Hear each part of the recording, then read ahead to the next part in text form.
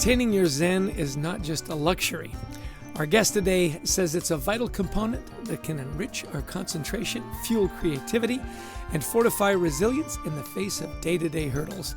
Hello, I'm Chester Elton, and with me is my dear friend and co-author, Adrian Gostick. Well, thanks, Chess. Yeah, achieving a more Zen-like state in our ever-busy lives, well, that sounds like a good thing to do. And it's one we're going to discuss today with some practical takeaways. As always, we hope the time you spend with us will help reduce the stigma of anxiety at work and in your personal life. And with us is our new friend, Will Cady, Reddit's creative executive and in-house meditation teacher, who imparts practical wisdom in his forthcoming book, Which Way is North, guiding those with demanding schedules on how to best cultivate workplace Zen with strategies. Workplace Zen. This is going to be a lot of fun. Thanks to Will for being on our podcast today. We really appreciate you finding the time. Yeah, glad to be here. Glad to be heard. Thanks for having me. Well, we are excited. Yeah, I don't know if we've done too much with Zen, especially workplace Zen. So this is exciting. So tell us a little bit about the sort of the concepts in the book. What are makers, marketers, and mystics, and how can we create and cultivate workplace Zen? Yeah, makers, marketers, and mystics. First off, irresistible opportunity for alliteration in terms of bringing those three M's together. But what those really point to are anybody that is in any way responsible for managing meaning in your own life or in culture. So especially in this media world that we live in, you know, when you come to work, either if you work at like a media company or a technology company, or if you're a creator on any online platform, or if you're even just your average everyday modern employees trying to think about what to post on LinkedIn or on your social media, what we are putting out there is contributing to the meaning that we all make in the world. So by bringing these three disciplines of creativity and marketing and spirituality together, I'm pointing the finger towards a playbook of, well, how do we actually, meet this responsibility and this opportunity of being mindful about the stories we tell ourselves and each other. So that's really what that means. So what about workplace Zen? Tell us a little bit about that too. Why is that a big idea? Why should we be seeking that? Yeah, so I heard you say in the intro there, reducing the stigma of anxiety at work. And that's really interesting to me because for me, when anxiety comes up for me at work, I get excited. I'm like, oh, an idea is coming. I'm feeling this kind of tingle in my system. That means that there's an energy here that's worth being creative about. So that, I think, is singularly the major big idea that I'm putting forward in this book, that anxiety is creativity, but it's ready to be transmuted. There's a practice towards meeting it with a Zen mind that isn't afraid of it, isn't taken by the emotion of it, but experiences it as energy, as information to be creative with. You know, it's so interesting you say that. Usually when anxiety is coming on, people don't say, hey, a great idea is coming. They say, the world is coming to an end.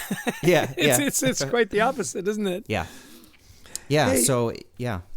Well, you talk about this, right, in your book. You start the book by saying anxiety is creativity, as you mentioned, being ready to be transmuted.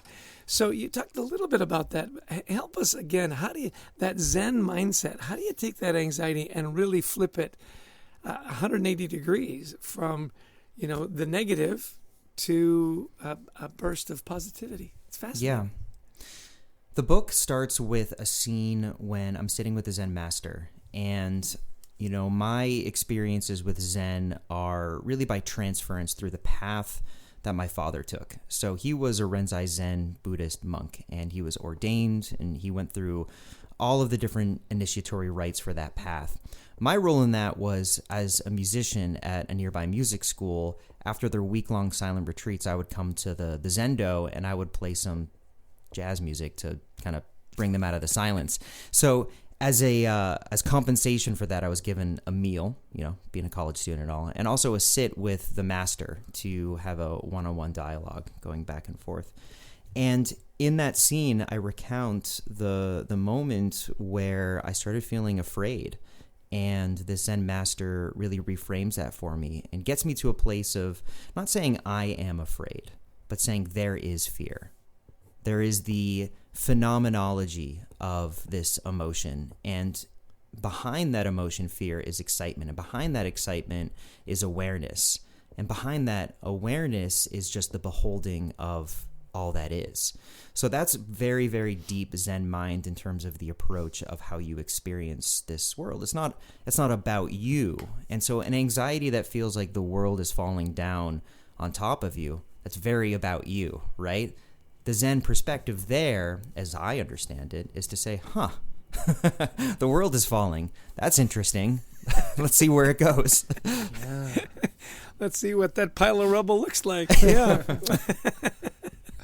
Well, okay, so I want to maybe challenge a little bit here, because one of the suggestions in your book is that we need to calm our nerves to come up with ideas, though, maybe you're saying, too, we need to harness our anxiety because it's exciting. So, and when I read that, I thought, look, when we're up against deadlines, the boss is yelling for a breakthrough or whatever, calm might be the last things on our minds. So talk about this idea of calming our nerves, how that maybe works with this idea of anxiety, and how do we do that to be inspired? It always works best when you can be the eye of the hurricane, when you can be that stillness at the center of a swirling vortex. And so that is nowhere else in my career did I find that to be more true than when I became a people leader, a manager of departments, that the work is actually to provide clear enough directive and to delegate so effectively that it actually feels like you're doing nothing, because you're moving everything around you. That was a very difficult transition for me to make as an individual contributor, because I was like, I gotta stick the shovel in the ground. I gotta do work. Like, work has to be this kind of labor. And whether or not you're a manager of people, you're still the manager of your career. And if you can find a way to be that eye in the middle of the hurricane, creating all of this energy swirling around you, then you can have exponential impact beyond what you could possibly do yourself. So calming your nerves is a really big part of that, because if you're holding a stress, if you're holding an anxiety from one conversation, from one meeting, and bringing it into the other, then you really can't be present. You really can't get to that place of mastery that feels like the eye at the center of a storm.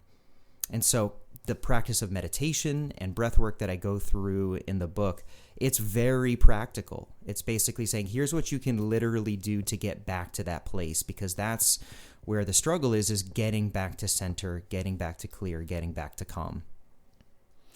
I think that's the key to what you're teaching today, is that practical piece. Here's how you get there. Here's what you do. Now, I want to go a little bit more into this idea of the lack of human connection. Yeah. We're saying loneliness is one of the biggest issues in our society today. How do you cultivate more connection in a world that's really becoming more disconnected? We've got hybrid work. We've got digital lives that seem to be less and less satisfying. And how do you get that human connection that can lead back to that creativity when there is a lack of Zen? That makes sense, that question? It does.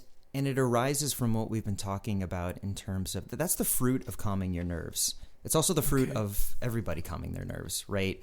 Because anytime I've sat with somebody that has some kind of personal practice, meditation of some sort, the feeling is like, oh, wow, we're really in the room together here. Like, we're really connecting, versus what the opposite looks like when I'm taken by stress or my colleagues are taken by stress. All of these words are said in a room together, but it's like we weren't even really there. We were in our heads. We weren't in our hearts. We weren't connecting with each other. So that's really the important benefit beyond what this can do for work is, we spend 90,000 hours of our life on average at work. It's like 10 years of our life at work. So, it's not about productivity. It's about bringing a meaningful experience in human connection to this place where we spend so much time. And then also, what are we building at work? We're building the world that we live in. And so wouldn't we want what we build to be created from this place of earnest connection? So it really does come from, the practice. Like, self-help doesn't have to be selfish. It can be about service. It can be how you connect with other people. That's beautiful. So how can people learn more about your work, Will? Where will you send them? I would actually send them to LinkedIn. That's where I've been the most active as a social channel. So Will Cady, Cady. That's kind of become the home of my digital avatar, where I'm, being the most mindful of how I speak. Is it where you're the most zen? Can we say that? I've been pretty. That's kind of become my shtick on there. So it's fun to bring these kinds of esoteric messages into a forum like that, but. I also, if you look at my profile, I've got every job that I've ever worked on there, going back to being a busboy at an ice cream shop. It's my working life. That's that. It's, that's where my 90,000 hours are. No hiding. I love it. Okay, so you've worked in a lot of places. You've done a lot of research here. So what we want now, maybe some practical steps our listeners can take to cultivate workplace zen and and really thrive and find that true north that you're talking about in the book. Yeah. We're at a time where I think people are comfortable talking about breath work in a way that they weren't before. And so 3 breaths is all it takes in between meetings. And the quick version of it is to just take a really big inhale and breathe in through your nose, and then hold when you get to the top of your lungs, and just drink it in like a sip of water. And feel the gratitude of the fact that just air feels so good, and hold it. Then you breathe out all the way through your mouth, and then you pull your belly into your spine and really get uncomfortable and be without air, and then hold that. You do that 3 times, and you're actually resetting your nervous system. You're getting out of fight or flight and into rest and digest, or out of your parasympathetic into your sympathetic nervous system. And it's literally it's like a hack, especially when you hold your body without air. Basically, your heart and your mind is okay, nothing matters more than getting air right now. So it's a way to really just defrag all the stress in your hard drive, basically. And I do that in between meetings. I do that before a conversation like this. And it's not about preparing. It's about being present. Okay, hold on. I'm just doing my exhale on my third one. Yeah, I know.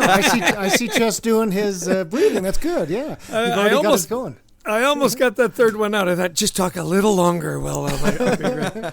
I'll have to do a reset when we're done. It's interesting. We're always interested in self-care, and obviously you've talked about doing that in between meetings and so on, your breathing. And I think you're right. People are a lot more comfortable talking about breath than getting back to the breath and meditation and stuff. Your father was quite the pioneer, getting all his certifications. He was Zen when Zen wasn't really known or really accepted, right? If I got that right? He was, yeah. Well, he was unafraid of being different, and as I've gotten older, I've come to appreciate that more and more.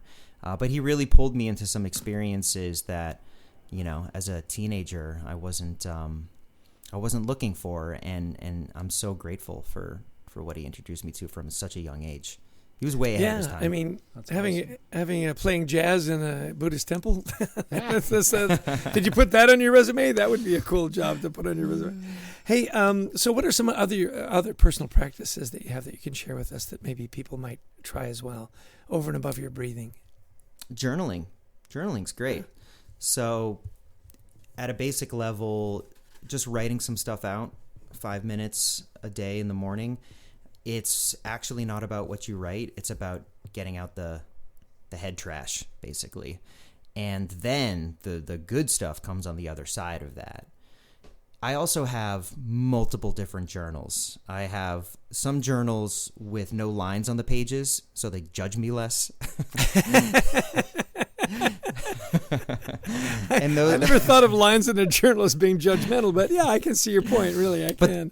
But then I also have these gorgeous leather-bound, very beautifully lined, journals that are judging me a lot because I'm this is my book of record, right? And so I basically some of my journals are just for free-form sketches, and then I might I'm going deep sea fishing in my unconscious to look for ideas, and I might get a good one, and then I'll lift it up to the next journal and I will start to polish it a little bit more. So, journaling, like it's not just about one journal. I've got multiple.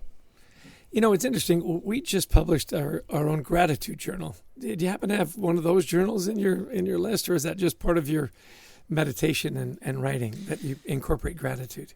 Gratitude is free energy. It's such a big deal. Yeah.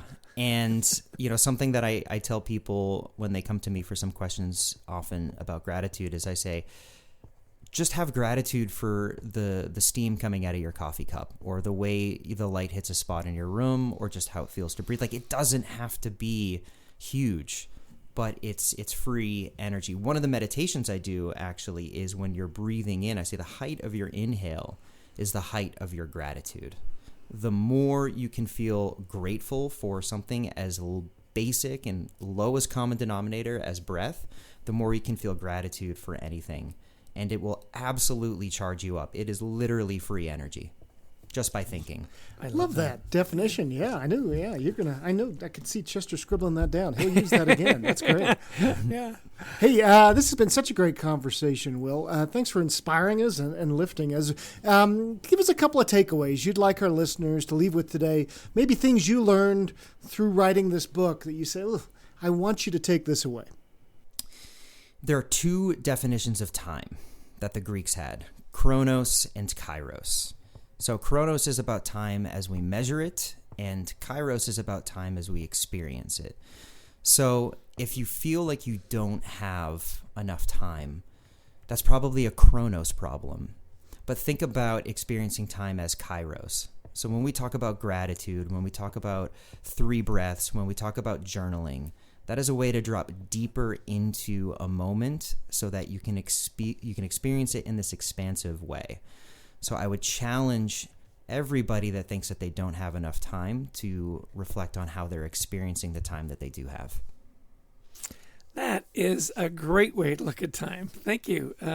The Greeks, still relevant. Who knew? Yeah, still got it. Who would thunk it? Hey, listen, our guest today has been Will Cady. He's got a wonderful book called Which Way is North, guiding those with demanding schedules on how to best cultivate workplace zen and strategies. How did I do on that? I kind of bungled through that, but nailed it. Go to Which Way is North and get Will's book. It's been a delight to have you on the podcast. Thank you for imparting your wisdom, and hope you have a grateful and zen-filled and anxious day that leads to great creativity. I love that take. Thank you. Thanks for having me. Big thanks to Will Cady.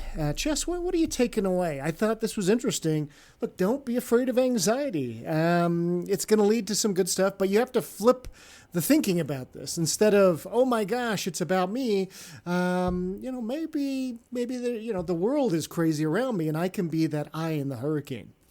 Yeah, that struck me as well. We often say, it's interesting, I was just presenting a couple of days ago, and, you and I present all the time. And we often have people come up to us and say, well, do you still get anxious? And I always say, yeah, every time. I figure if you stop getting anxious, you probably stopped caring, So I get that on the little anxiety piece. To be able to take the big anxiety and flip it around, I think that's a real... that's a skill that I think we can all develop. Instead of the skies falling, I love when he said, there's a really good idea coming. And I thought, wow, to look at that as anticipation. Kind of like when you're at the top of the roller coaster hill, right before you drop off the end. I, of course, and you pointed it out, I loved when he said gratitude is free energy. Yeah. That, at the top of the inhale, that's where you feel the most grateful for all that air and all that goodness. And that really struck me as that's a great way to think of gratitude, is when you're lacking in energy, get into a grateful state of mind and get some free energy. Well, I love how it connected to his breathing exercise, too. At the top of the breath, that's the pinnacle of gratitude. And really being mindful, because many of us, we've talked about breathing exercises on the show before. And honestly, nothing new there, except that we need to keep hearing it and repeating it because we forget. And B, I liked his thinking about, look, this is a reset of the nervous system. And are we being grateful as we're breathing in? Just even grateful for the air we're breathing. Just terrific. Very Zen. I remember back in college, I think it seems like everybody was reading Zen and the Art of Motorcycle Maintenance. Yeah. And we read that. I remember reading that book and not understanding half of it, but realizing, there's something profound in here, that getting in touch with ourselves and being a little bit more mindful. Yeah. Really brilliant. The last thing for me, and it was the Greek construct of time, chronos and kairos, that chronos is the measure and kairos is the experience. And we should be more mindful of the kairos, and are we experiencing good things every day? And journaling about it, writing it down and getting that head trash out. I've got, I was going to say 100 journals, but it's more like 40, which I think is still a lot. That's a lot.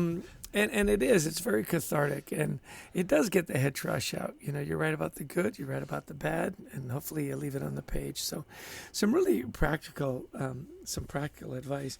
I think the title of his book is interesting, Which Way is North? To kind of get your bearings on life and get that Zen going. I thought he was just a delightful guest. Yeah, and I think that idea too, we didn't dive into it too much, but our north is our true north, what's our purpose? And it's amazing how few of us really think about what is our purpose? Why are we here? and really pushing that a little bit and thinking about it. So great session. Big thanks to Will. Big thanks to our producer, Brent Klein, to Christy Lawrence, who helps us find amazing guests like Will, and to all of you who listened in. If you like this podcast, please share it, download it. We'd also love you to visit thecultureworks.com for some free resources to help you and your team culture thrive. Yeah, and of course, we love speaking to audiences all around the world, virtually or in person, on topics of culture, teamwork, resilience, gratitude. Give us a call. We'd love to talk to you about your event. Well, Adrian, one more podcast in the box. Hopefully some good, practical tips there to help us tamp down our anxieties and live a better and more full life. Exactly. And by the way, don't forget to pick up a copy of Anxiety at Work. As the holidays are coming up, Chester, just makes a great holiday gift. Christmas, bar mitzvahs, whatever you've got going on in your life. Hanukkah, Kwanzaa, take your pick, really. Anything, really. It's a great gift for any time, yeah. Great. Well, listen, as always, Adrian, I'll give you the last word as we close out another wonderful conversation and podcast. Well, thanks, everybody, for joining us today, and until next time, we wish you the best of mental health.